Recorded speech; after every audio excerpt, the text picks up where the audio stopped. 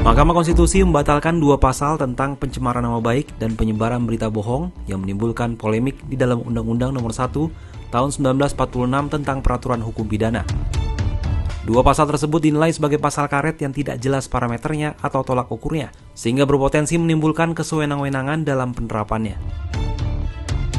Putusan itu dibacakan MK dalam sidang putusan terhadap perkara nomor 78 PUU 11 2023 di Gedung MK Jakarta Pusat, Kamis 21 Maret 2024. Dalam sidang yang dipimpin Ketua MK Suhartoyo menyebut pasal-pasal tersebut dapat digunakan untuk menjerat pihak-pihak yang sebenarnya bertujuan memberikan masukan atau kritik kepada penguasa.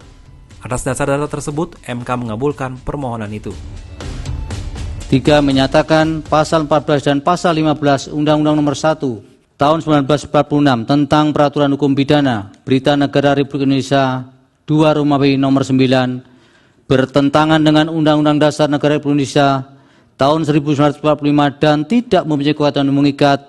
4. Menyatakan pasal 310 ayat 1 Kitab Undang-Undang Hukum Pidana yang menyatakan barang siapa sengaja menyerang kehormatan atau nama baik seseorang dengan menuduhkan sesuatu hal yang maksudnya terang supaya hal itu diketahui umum, diancam karena pencemaran dengan pidana penjara paling lama 9 bulan atau pidana denda paling banyak Rp4.500 bertentangan dengan Undang-Undang Dasar Negara Republik Indonesia tahun 1945 dan tidak mempunyai kekuatan hukum mengikat sepanjang tidak dimaknai barang siapa sengaja menyerang kehormatan atau nama baik seseorang dengan menuduhkan sesuatu hal dengan cara lisan yang maksudnya terang supaya hal itu diketahui umum, diancam karena pencemaran dengan pidana penjara paling lama 9 bulan atau pidana denda paling banyak Rp4.500.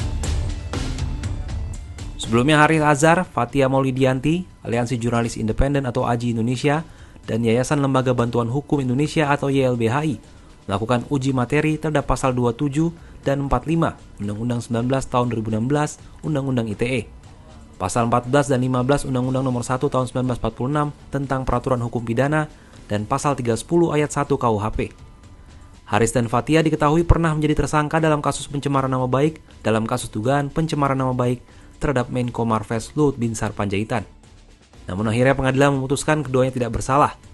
Putusan MK ini menjadi kabar baik bagi demokrasi Indonesia, termasuk kebebasan pers.